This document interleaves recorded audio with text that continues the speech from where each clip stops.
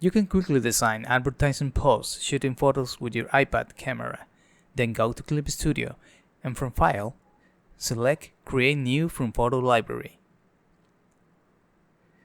Choose your favorite photo and tap Open. Now on Clip Studio, you can apply adjustment from Layer, New Correction Layers.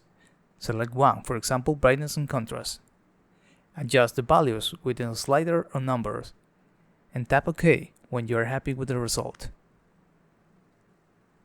You can also create new layers and paint over the image with basic or special brushes. Now go to File and import your logo with transparency. Use the handles of the bounding box to place it in the canvas. Follow and repeat these steps to quickly design ads that you can post in different platforms. Hope you found something useful. Until next time.